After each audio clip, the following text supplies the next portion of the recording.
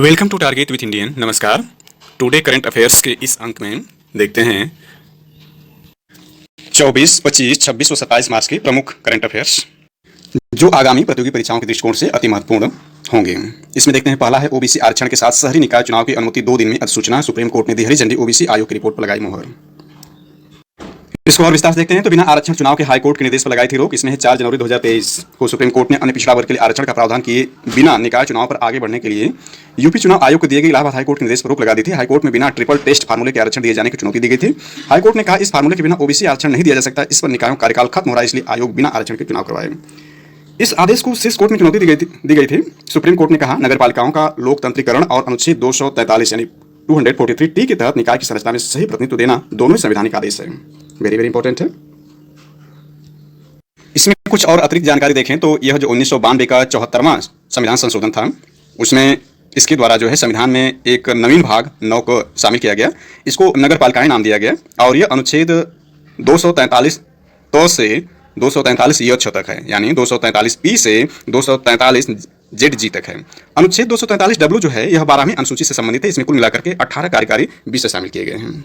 इसमें जो कुल मिलाकर देखें तो 18 आर्टिकल के अंतर्गत इसको कवर किया गया है और शुरुआत इसकी जो है 243 पी से है, जिसमें परिभाषाएं दी गई हैं। और जो यहाँ संदर्भित है अनुच्छेद 243 टी जो है, इसमें सीटों का आरक्षण के संबंध में प्रावधान किया गया है, यानी reservation of seats 243 T articles में दिया गया है। जबकि और कुछ इसमें देखें तो जो अनुच्छेद 243 यानी 243 जेड ए है, इसमें नगर पालिकाओं का चुनाव के संदर्भ में दिया गया है। इसी प्रकार का 1992 का 73वां संविधान संशोधन भी है, जिसमें 11वीं अनुसूची जोड़ी गई, जिसमें कुल 29 कार्यकारी विषय शामिल किए गए। एक नया खंड इसमें 9वां जोड़ा गया संविधान में, इसको पंचायत नाम से उल्लेख किया गया, इसको पंचायत नाम दिया गया। और इसमें जो अनुच्छेद 243 से 243 ड़ या 243 ओ तक शामिल किया गया, यानी 243 ए से 243 ओ तक इसमें कुल मिलाकर के अनुच्छेद शामिल किए गए। 73वां संविधान संशोधन 1992 के तहत, जिसको पंचायत नाम दिया गया। और ये भी यहाँ पर उल्लेखनीय है, यानी इस बात की चर्चा करते चले कि डीपीएससी में जो अनुच्छेद 40 है, यानी राज्य की नीति निषेध तत्व में जो अनुच्छेद 40 है, वो भी पंचायती राज से संबंधित है। परंतु 73वां संविधान संशोधन 1992 ने से व्यवहारिक रूप दिया, जिसमें कहा गया कि ग्राम पंचायतों को गठित करने के लिए राज्य कदम उठाएगा और उन्हें उन आवश्यक शक्तियों और अधिकारों से विभूषित करेगा जिससे कि वे स्वशासन की इकाई की तरह कार्य करने में सक्षम हों।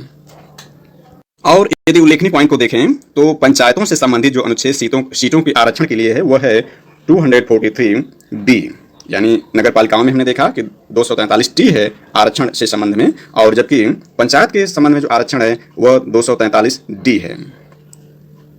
और जो पंचायतों का चुनाव जो होता है वह 243 के तहत कराया जाता है, अर्थात अनुच्छेद 243 के जो है पंचायतों के चुनाव से संबंधित है। आगे इसमें देखें तो इसमें क्या है, आयोग ने विसंगतियां हटाने की सिफारिश की। इसमें है जस्टिस सेवानिवृत्त राम अवतार सिंह की अध्यक्षता वाले 5 सदस्यीय आयोग ने 9 मार्च को सीएम योगी आदित्यनाथ को अपनी रिपोर्ट सौंप दी। इसमें वेरी वेरी इंपॉर्टेंट है कि जो समिति बनाई गई उसके अध्यक्ष जो है जस्टिस सेवानिवृत्त राम अवतार सिंह जी हैं, और यह 5 सदस्यीय समिति थी। और इसने जो अपनी पहली रिपोर्ट इसने जो अपनी रिपोर्ट सौंपी वह 9 मार्च 2023 को सौंप दी। और इसका जो कार्यकाल बनाया गया तो 6 माह का बनाया गया था, परंतु यह उससे पूर्व ही 9 मार्च को अपनी रिपोर्ट सौंप दी। इसको विस्तार देखते हैं तो आयोग ने 3 महीने में ही सभी 75 जिलों का दौरा करने के बाद रिपोर्ट तैयार की। आयोग ने 5 दिसंबर 2022 को अधिसूचित शहरी निकाय चुनाव में ओबीसी आरक्षण में विसंगतियां पाई और उन्हें हटाने की सिफारिश की थी। इसको और विस्तार से देखते हैं तो इसमें है उत्तर प्रदेश में ओबीसी आरक्षण के साथ स्थानीय निकाय चुनाव का रास्ता साफ हो गया। सुप्रीम कोर्ट ने अन्य पिछड़ा वर्ग यानी ओबीसी आरक्षण के सर्वे के लिए गठित आयोग की अंतिम रिपोर्ट का संज्ञान लेकर यूपी सरकार को निकाय चुनाव कराने के लिए 2 दिन में सूचना जारी करने की अनुमति दे दी है। चीफ जस्टिस डीवाई चंद्रचूड़ यानी धनंजय यशवंत चंद्रचूड़, जस्टिस पीएस नरसिम्हा और जस्टिस जेबी पादीवाला की पीठ ने कहा हमारे आदेश के बाद यूपी सरकार ने अन्य पिछड़ा वर्ग आयोग गठन के लिए सूचना जारी की थी। हालांकि आयोग का कार्यकाल 6 महीने का था और 31 मार्च 2023 तक उसे कार्य पूरा करना था। Solicitor general noted point solicitor general Tushar Mehta ने बताया कि आयोग की रिपोर्ट 9 मार्च को ही पेश कर दी गई थी। चुनाव के लिए सूचना जारी करने की वकायत जारी है, 2 दिन में जारी भी हो जाएगी। कोर्ट ने यह भी स्पष्ट करते हुए मामले का निस्तारण कर दिया कि उसके आदेश में दिए गए निर्देशों को मिसाल के तौर पर इस्तेमाल नहीं किया जाएगा। ये भी नोटेड पॉइंट है कि आदेश का जो निर्देश दिया गया है उसको मिसाल के तौर पर इस्तेमाल न करे सरकार, या अन्य कोई मिसाल के तौर पर इसका उपयोग न करे, ये भी कोर्ट ने स्पष्ट कर दिया है। आगे देखें तो इसमें आरक्षण का अध्यादेश लाएगी सरकार। इसमें है सीएम योगी आदित्यनाथ की अध्यक्षता में बुधवार मीन्स 29 मार्च 2023 को कैबिनेट की बैठक होगी। निकाय चुनाव में ओबीसी आरक्षण के लिए सरकार नगर निगम एवं नगर पालिका परिषद स्थानों और पदों का आरक्षण व आवंटन नियमावली 1994 में संशोधन का अध्यादेश लाएगी। नोटेड पॉइंट है कि यह नियमावली जो है वह आपका है ओबीसी आरक्षण के लिए सरकार नगर निगम एवं नगर पालिका परिषद स्थानों और पदों के आवंटन की जो नियमावली 1994 में बनाएगी तो उसमें संशोधन का अध्यादेश लाएगी। जैसा कि हम जानते हैं कि जो संविधान का अनुच्छेद 213 है, यानी संविधान में जो अनुच्छेद 213 है उसके तहत विधानमंडल के विश्रांति काल में अध्यादेश प्रख्यापित करने की राज्यपाल की शक्ति है, अर्थात जो अध्यादेश लाया जाएगा वो अनुच्छेद 213 के तहत ही लाया जाएगा। जबकि अनुच्छेद 123 यह जो प्रावधान करता है वो संसद के विश्रांति काल में अध्यादेश प्रख्यापित करने की राष्ट्रपति की शक्ति है, अर्थात 123 के तहत जो है राष्ट्रपति अध्यादेश लाते हैं और 213 के तहत जो है राज्यपाल अध्यादेश लाते हैं राज्यों में, और जबकि 123 के तहत केंद्र में अध्यादेश लाते हैं राष्ट्रपति में। तो इसके तहत ही अध्यादेश लाया जाता है और इसी का उपयोग करके उत्तर प्रदेश सरकार अध्यादेश लाएगी, यानी आर्टिकल 213 के तहत। अगली महत्वपूर्ण खबर देखें तो इसमें नामीबिया से लाए गए चीतों में से मादा सासा की मौत, इसमें है भोपाल, यानी जो नामीबिया से लाए गए चीतों में से जो मादा सासा थी उसकी मौत हो गई। तो इसमें दिया है नामीबिया से लाए गए 8 चीतों में से एक मादा चीता 4.5 साल की सासा की सोमवार सुबह मौत हो गई, यानी 27 मार्च 2023 को मौत हो गई। उसके गुर्दों में संक्रमण पाया गया था। प्रधान मुख्य वन संरक्षक JS चौहान ने बताया कि क्रिएटिनिन स्तर 400 के करीब था, जो बेहद अधिक है। नामीबिया से लाए जाने के कुछ दिन बाद ही उसकी तबीयत खराब हो गई। इसमें पीटी की दृष्टि से इंपॉर्टेंट है कि नामीबिया से लाए गए थे चीते, और इन चीतों में जो चीतों की संख्या थी वो 8 थी। अगली महत्वपूर्ण खबर देखें तो इसमें है गंगा देश में पहली बार तैयार हुआ गाय का क्लोन, वेरी वेरी इंपॉर्टेंट है पीटी के दृष्टिकोण से। करनाल यानी हरियाणा में राष्ट्रीय डेयरी अनुसंधान संस्थान ने देश में पहली बार गाय का क्लोन तैयार किया, इसका नाम गंगा रखा है। यानी गाय का जो क्लोन बनाया गया है और देश में पहली बार ऐसा हुआ है, उस क्लोन का नाम गंगा रखा गया, वेरी वेरी इंपॉर्टेंट है। अगली महत्वपूर्ण खबर देखें तो इसमें है भी डेमोक्रेसी रिपोर्ट 2023 के चुनावी लोकतंत्र सूचकांक में भारत 108वें स्थान पर है। देश तंजानिया, बोलीविया, मैक्सिको, सिंगापुर और नाइजीरिया जैसे देशों से नीचे है। गुरुवार को जारी रिपोर्ट में पिछले 10 सालों में तानाशाही करने वाले 10 देशों में भारत का नाम भी आया है। रिपोर्ट के इलेक्टोरल डेमोक्रेसी इंडेक्स यानी EDI में भारत की रैंकिंग 2022 में 100वें स्थान से गिरकर 108वें स्थान पर आ गई है, जबकि लिबरल डेमोक्रेसी इंडेक्स यानी LDI में यह 97वें स्थान पर था 2022 में। LDI में पाकिस्तान 2 स्थान नीचे यानी 106वें और EDI में 110वें स्थान पर खिसक गया है। लिबरल डेमोक्रेसी इंडेक्स 71 संकेतकों जैसे स्वतंत्र और निष्पक्ष चुनाव, राजनीतिक और नागरिक अधिकारों और अन्य के आधार पर लोकतंत्र की उदार और चुनावी दोनों पहलुओं को पकड़ता है। कहने का आशा यह हुआ कि भारत जो है इलेक्टोरल डेमोक्रेसी इंडेक्स यानी EDI में 108वें स्थान पर है 2023 में, जबकि 2022 में वो 100वें स्थान पर था। और जो लिबरल डेमोक्रेसी इंडेक्स है यानी LDI है, इसमें जो भारत है वह 97 पोजीशन पर है, जबकि यह 2022 में 101वें स्थान पर था। सॉरी, यह 2022 में जो था वह 93 पोजीशन पर था, यानी LDI में भारत जो 2022 में 93 पोजीशन पर था और इस साल जो है 2023 में LDI में 97 पोजीशन पर पहुंच गया, अर्थात इसमें भी गिरावट दर्ज की गई, दोनों में गिरावट दर्ज की गई है। इसमें जो है नंबर 1 डेनमार्क है, यानी LDI में लिबरल डेमोक्रेसी इंडेक्स में 0.89 के उच्चतम व्यापक स्कोर के साथ डेनमार्क पहले स्थान पर है। डेनमार्क की सरकार मुक्त भाषण का सम्मान करती है और नागरिक स्वतंत्र और निष्पक्ष चुनाव के माहौल में पूर्ण नागरिक स्वतंत्रता, राजनीतिक अधिकार और मतदान करते हैं। 2022 में भी LDI में स्वीडन ही फर्स्ट पोजीशन पर था।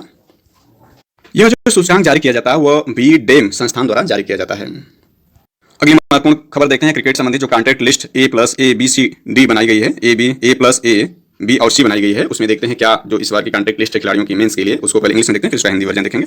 हिंदी में भी इस चीज को देखेंगे क्या इसमें इंपॉर्टेंट पॉइंट को। तो इसमें the board of control for cricket in India यानी BCCI has released the annual player contract for team India यानी senior men's for the 2022-23 season. The decision to update the contracts was taken during the Apex Council meeting in December last year.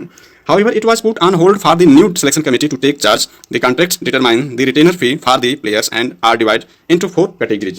यानी 4 categories में divided हैं A+A, B and C.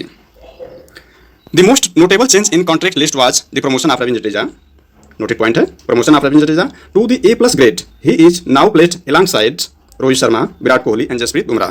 Jadeja has been the consistent performer for the Indian cricket team and was well deserving candidate for the promotion. The A+ category is the highest retainer fee category in the contract list.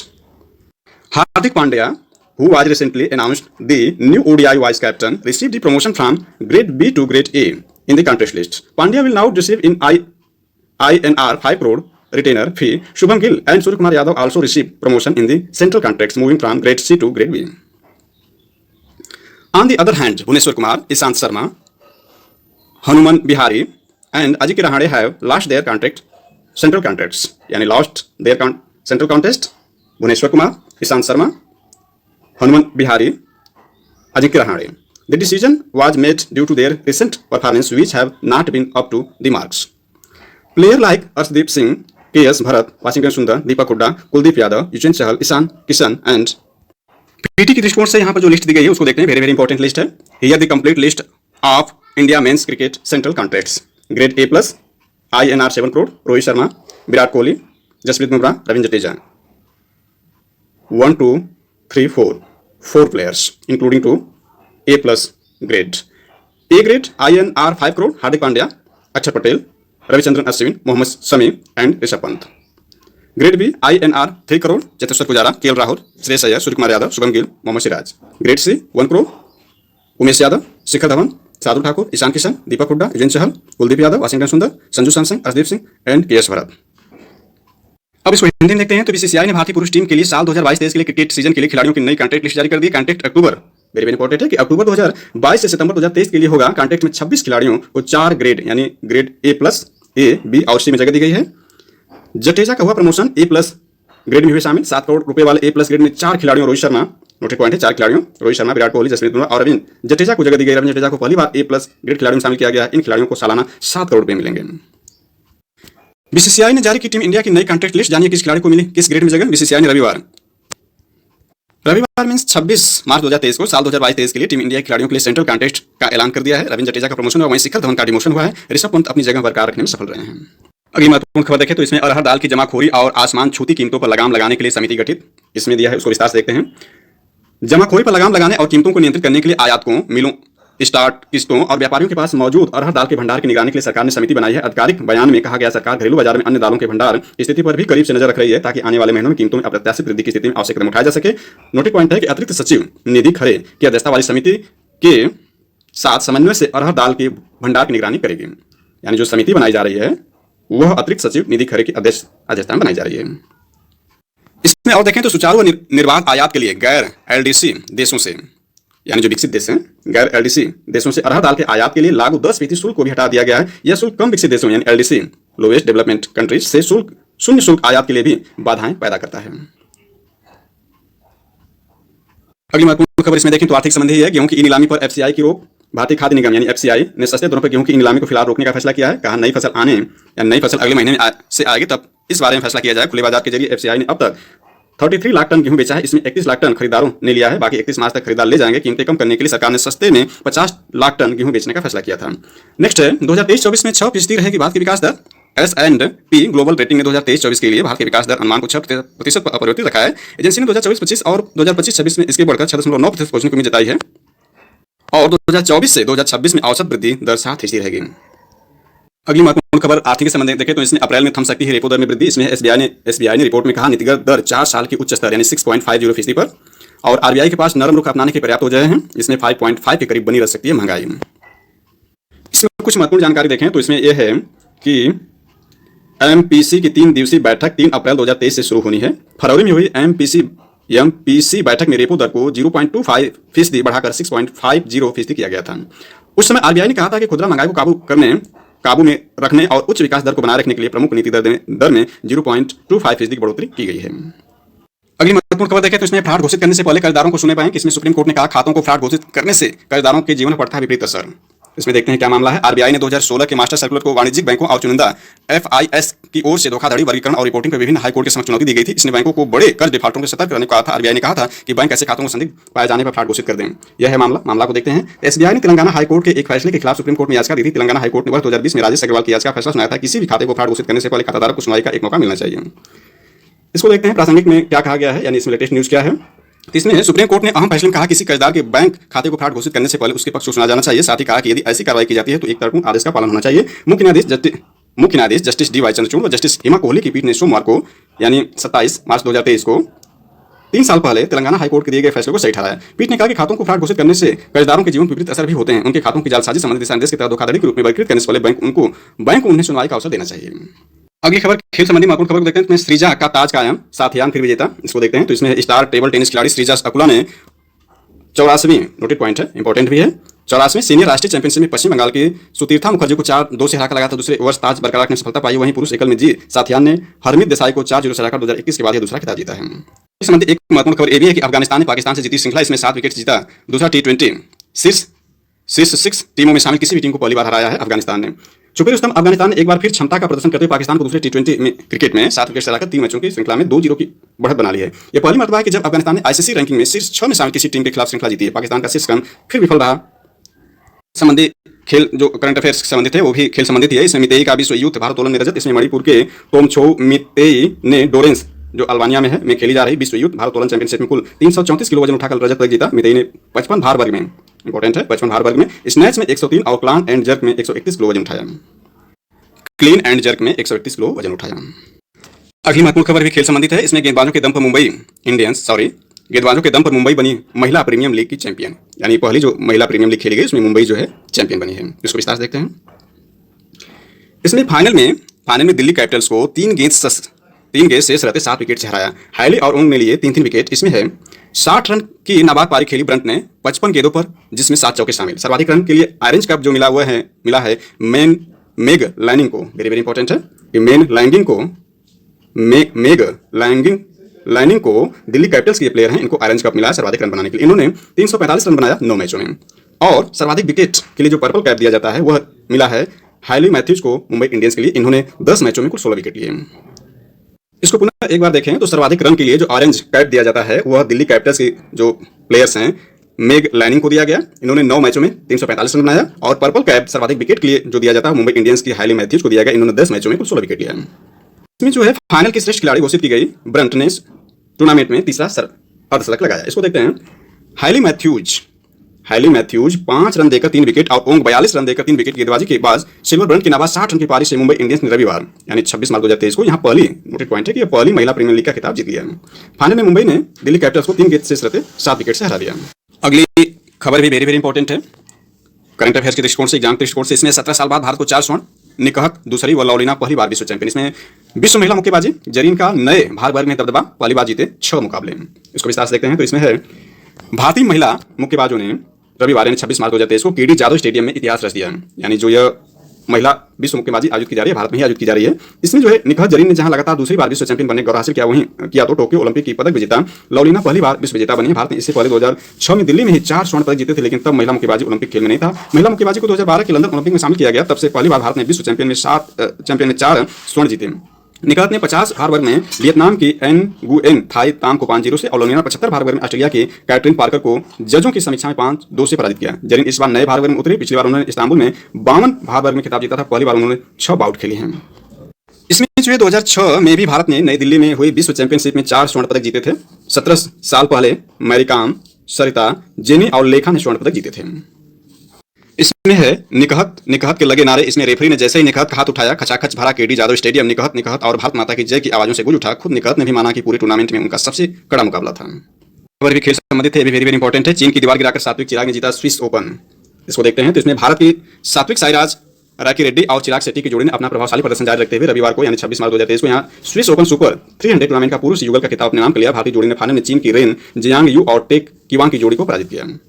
पिछले साल विश्व championship में कांस्य पदक जीतने वाली दूसरी वरीयता की भारतीय जोड़ी ने आक्रमण और सुरक्षा का बेहतरीन तालमेल करते हुए दुनिया की 21वें नंबर की चीनी जोड़ी को 54 मिनट में 21-19, 24-22 से हराया। सात्विक चिराग का यह सत्र का पहला खिताब। इस जीत के साथ उन्होंने पिछले हफ्ते ऑल इंग्लैंड चैंपियनशिप में दूसरे दौर में मिली अपनी हार का मलाल भी कम कर लिया। इसमें देखें तो इसमें है भारतीयों को रास आता है स्विस ओपन टूर्नामेंट में सात्विक चिराग की जोड़ी युगल खिताब जीतने वाली पहली भारतीय जोड़ी है। भारतीय खिलाड़ी स्विस ओपन में पहले भी खिताब जीतने में सफल रहे। सिंधु 2022, साइना नेहवाल 2011-12, श्रीकांत 2015, प्रणय 2016 में यहाँ खिताब जीत चुके हैं, यानी इन्होंने सिंगल में जीता है। और यह युगल में जीतने वाली पहली जोड़ी है सात्विक और चिराग की। अगली महत्वपूर्ण खबर भी खेल संबंधित। इसमें T20 अंतर्राष्ट्रीय में दक्षिण अफ्रीका ने हासिल किया सबसे बड़ा लक्ष्य। 259 रन बनाकर वेस्ट इंडीज को दूसरे मैच में 6 विकेट से हराया। इसमें देखते हैं सेंचुरियन दक्षिण अफ्रीका ने रविवार यानी 26 मार्च 2023 को रिकॉर्ड बनाते हुए T20 अंतर्राष्ट्रीय क्रिकेट में सबसे बड़ा लक्ष्य हासिल कर लिया। वेस्ट इंडीज को दक्षिण अफ्रीका ने 259 रन का लक्ष्य दिया। दक्षिण अफ्रीका ने 4 विकेट को हासिल कर लिया। यह लक्ष्य हासिल करने वाली पहली टीम बन गई। इससे पहले T20 अंतर्राष्ट्रीय सबसे ज्यादा रन के लक्ष्य पीछा बुल्गारिया ने पिछले साल सर्बिया के खिलाफ हासिल किया था। दक्षिण अफ्रीका ने वनडे में भी सबसे बड़ा लक्ष्य हासिल किया है। वेरी वेरी इंपॉर्टेंट है कि वनडे में भी दक्षिण अफ्रीका ने सबसे बड़ा लक्ष्य हासिल किया है और वह जो है ऑस्ट्रेलिया के विरुद्ध किया है। और T20 वर्ल्ड कप में भी T20 में भी सबसे बड़ा लक्ष्य हासिल करने का जो रिकॉर्ड है वह साउथ अफ्रीका बनाया है। अगली महत्वपूर्ण खबर है पीएम मोदी के 99वें मन की बात पर आधारित है। अंगदान को आसान बनाने के लिए देश में एक नीति बनाने की आवश्यकता है। उन्होंने कही मन की बात पीएम ने कहा सरकार ने 65 वर्ष से कम आयु की उम्र सीमा खत्म करने का किया है फैसला। इसको देखते हैं। तो पीएम मोदी ने कहा कि सरकार ने अंगदान के लिए 65 वर्ष से कम आयु की उम्र सीमा खत्म करने का फैसला किया। साथ ही उन्होंने देशवासियों से अंगदान के लिए ज्यादा से ज्यादा संख्या में आगे आने की अपील की। उन्होंने कहा कि आपका एक फैसला कई लोगों की जिंदगी बचा सकता है, जिंदगी बना सकता है। प्रधानमंत्री ने ये बातें यानी रविवार 26 मार्च 2023 को अपने मासिक रेडियो कार्यक्रम मन की बात के 99वें संस्करण में कही। प्रधानमंत्री मोदी ने कहा कि जब एक व्यक्ति मृत्यु के बाद अपना शरीर दान करता है तो उससे 8 से 9 लोगों को एक नया जीवन मिलने की संभावना बनती है। इसमें देखें तो देश के नए सामर्थ्य में नारी शक्ति की अहम भूमिका और यहाँ जो है अंडर 19 महिला क्रिकेटरों का भी किया जिक्र। इसमें मोदी ने कहा कि इस वर्ष की शुरुआत में भारत की अंडर 19 महिला क्रिकेट टीम ने T20 विश्व कप जीतकर नया इतिहास रचा। वहीं नागालैंड में वेरी वेरी इंपॉर्टेंट है, वहीं नागालैंड में 75 वर्षों में पहली बार 2 महिला विधायक जीतकर विधानसभा पहुंचे। इसमें से एक को नागालैंड सरकार में मंत्री बनाया गया है। उन्होंने तुर्की भूकंप में मदद करने की जाबाज बेटियों की भी तारीफ की। अगला इसमें बेटियां तीनों सेनाओं में शौर्य का परचम लहरा रही हैं। पीएम ने कहा कि देश की बेटियां हमारी तीनों सेनाओं में अपने शौर्य का झंडा बुलंद कर रही हैं। Group captain Shaliza Dhami very very important है, लड़ाकू यूनिट में कमांड अपॉइंटमेंट पाने वाली पहली महिला वायुसेना अधिकारी बनी हैं। उनके पास करीब 3000 घंटे का उड़ान अनुभव। इसी तरह भारतीय सेना की जाबाज कैप्टन शिवा चौहान सियाचिन में तैनात होने वाली पहली महिला अधिकारी बनी है। वेरी वेरी इंपॉर्टेंट है। ऐसी सभी महिलाएं हमारी बेटियां आज भारत के सपनों को ऊर्जा दे रही हैं। नारी शक्ति की ऊर्जा ही विकसित भारत की प्राणवायु है। अगली महत्वपूर्ण खबर देखते हैं साइंस और टेक से। इसमें इसरो की ऊंची छलांग, सबसे बड़े रॉकेट से 36 उपग्रहों को भेजा। इसमें देखते हैं भारतीय अंतरिक्ष अनुसंधान संगठन इसरो ने रविवार 26 मार्च 2023 को सुबह 9 बजे भारत का सबसे बड़ा और भारी LVM-3 रॉकेट श्रीहरिकोटा के सतीश धवन अंतरिक्ष केंद्र से लॉन्च किया। यह रॉकेट अपने साथ ब्रिटेन स्थित नेटवर्क एक्सएच एसोसिएटेड लिमिटेड यानी OneWeb समूह के 36 उपग्रहों को अंतरिक्ष में ले गया। इसरो ने इससे पहले OneWeb के 36 उपग्रहों को, नोटेड पॉइंट है कि 36 उपग्रहों को 23 अक्टूबर 2022 को लॉन्च किया था। यह होगा फायदा। OneWeb अंतरिक्ष में पृथ्वी की निचली कक्षा में 616 से अधिक उपग्रहों के समूह को पूरा कर लेगी। इससे विश्व में ब्रॉडबैंड सेवाएं और बेहतर होंगी। में देखते हैं तो यह जो इसकी लंबाई है यानी LVM रॉकेट की जो लंबाई है वह 43.5 मीटर है और इसका वजन जो है लंबाई 43.5 मीटर, वजन जो है 640 टन वजनी 3 चरणों वाला रॉकेट है और यह 5805 किलोग्राम वजन लेकर अंतरिक्ष में जा सकता है या गया है। पहला चरण इसमें देखते हैं तो पहला चरण इसमें जो है तरल व ठोस ईंधन से संचालित 2 ट्रैप ऑन मोटर है। दूसरा चरण तरल ईंधन से संचालित, तीसरा चरण जो है क्रायोजेनिक इंजन से संचालित है। और यह रविवार 26 मार्च 2023 को सुबह 9 बजे श्रीहरिकोटा के सतीश धवन अंतरिक्ष केंद्र से लॉन्च किया गया। और इसी तकनीकी से गगनयान भी भरेगा उड़ान, यानी जिस तकनीकी से, यानी इस तकनीकी में जो प्रयोग किया गया है इसी तकनीकी से गगनयान जो मानवयुक्त मिशन है भारत का वो भेजा जाएगा। देखते हैं तो इसमें LVM-3 रॉकेट की तकनीक से ही गगनयान भी भरेगा उड़ान। इसलिए भी हम इसरो की उपग्रह लॉन्चिंग की सफलता इसमें यह दिखाया गया है। GSLV-M-3 रॉकेट ले जाएगा गगनयान और यह 2024 के आखिर में मिशन का लक्ष्य है, यानी गगनयान जो है 2024 के आखिर में इसका लक्ष्य रखा गया है। इस मिशन के लिए गगनयान मिशन में चालक दल के 3 सदस्यों को 3 दिन के लिए पृथ्वी कक्षा में 400 किलोमीटर दूर ले जाकर और फिर से भारतीय जल क्षेत्र में सुरक्षित आने की क्षमता दिखाने यह मिशन साल 2024 की आखिरी तिमाही पूरा करने का लक्ष्य है। देखें तो इसमें अप्रैल में PSLV का प्रक्षेपण। इसरो ने भविष्य की योजनाओं के बारे में सोमनाथ यानी जो इसरो के अध्यक्ष हैं सोमनाथ ने कहा अप्रैल में एक पोलर सैटेलाइट लॉन्च की तैयारी। यह भी इसरो का वाणिज्यिक मिशन है, यानी ये जो लॉन्च किया गया ये भी वाणिज्यिक मिशन ही था और ये जो अप्रैल में लॉन्च किया जाएगा वो इसरो का वाणिज्यिक मिशन ही होगा। उन्होंने कहा सतीश धवन अंतरिक्ष केंद्र श्रीहरिकोटा अगले मिशन के लिए भी बेहद व्यस्त रहने वाला है। अमेरिका, जापान समेत 6 कंपनियों की हिस्सेदारी में OneWeb के लिए न्यू स्पेस इंडिया लिमिटेड का दूसरा मिशन था। Network axis associated limited Britain की OneWeb समूह की संचार कंपनी। इसमें ब्रिटिश सरकार, भारत की भारतीय इंटरप्राइजेज, फ्रांस की यूटेलसैट, जापान में सॉफ्ट बैंक, अमेरिका की यूजस नेटवर्क्स और दक्षिण कोरियाई डिफेंस कंपनी हनवा की हिस्सेदारी है। यह उपग्रह आधारित सेवा मुहैया कराने वाली संचार कंपनी। इसका मुख्यालय लंदन में, नोटेड पॉइंट है, इसका मुख्यालय जो है लंदन में है। इसमें और आगे देखें तो भारतीय अंतरिक्ष अनुसंधान संगठन इसरो ने OneWeb समूह के 36 उपग्रहों को पृथ्वी की निचली कक्षाओं में सफलतापूर्वक स्थापित कर कोई सामान्य कामयाबी नहीं हासिल की, बल्कि इसने देश के महत्वाकांक्षी पहले मानवयुक्त गगनयान मिशन के लिए वैज्ञानिकों के हौसले और बढ़ा दिए हैं। दरअसल इसरो ने इस लॉन्च के जरिए जिस विशालकाय LVM-3 रॉकेट का इस्तेमाल किया है उसमें जो तकनीकी इस्तेमाल की गई है वह गगनयान मिशन में भी इस्तेमाल की जानी। इस रॉकेट में S-200 मोटरों का इस्तेमाल किया गया है जो कि गगनयान मिशन के लॉन्चर्स के समान है। इसरो के अध्यक्ष S सोमनाथ ने रविवार 26 मार्च 2023 को सफल मिशन के बारे में जानकारी दी। इसरो के मिशन कंट्रोल सेंटर में उन्होंने कहा कि इन S-200 मोटरों को जिस प्रकार डिजाइन किया गया वो गगनयान के लिए सटीक है। हमें खुशी है कि इसने जिस मिशन में बहुत बढ़िया प्रदर्शन इस मिशन ने बहुत बढ़िया प्रदर्शन किया है। इस रॉकेट में और भी कई सुधार किए गए जिसका लक्ष्य आगे के चरणों और प्रणालियों में इससे ज्यादा से ज्यादा ह्यूमन रेटेड बनाना है। अगली महत्वपूर्ण खबर है सिविल सेवा की 15 महीने चलने वाली चयन प्रक्रिया की जाए छोटी। संसदीय समिति ने यूपीएससी से कहा छात्रों के महत्वपूर्ण वर्ष होने पर बाद मानसिक स्थिति होती है प्रभावित, यानी चयन प्रक्रिया की जो अवधि इसको कम किया जाए। यानी इसमें जो संसदीय समिति ने कहा है इस समिति ने यूपीएससी से सिविल सेवा परीक्षा की चयन प्रक्रिया के चक्र को कम करने को कहा है। दूसरा जो इसने कहा है कि इसमें जो उम्मीदवार बैठते हैं पदों, यानी उम्मीदवार बैठने वाले और छोड़ने वालों का पता लगाया जाए कितना, यानी 50% ज्यादा लोग छोड़ते हैं, इसका कारण क्या है, और प्रारंभिक परीक्षा के तुरंत बाद उत्तर कुंजी जारी की जाए, ये भी सिफारिश की है। और समान अवसर की जांच की ये समिति बनाई जाए था। इसमें जो अंग्रेजी माध्यम से शहरी लोग हैं और ग्रामीण माध्यम के जो हिंदी भाषी क्षेत्र हैं उसमें समान अवसर कैसे लाया जाए इस पर भी जांच की जाए। Thanks for watching this.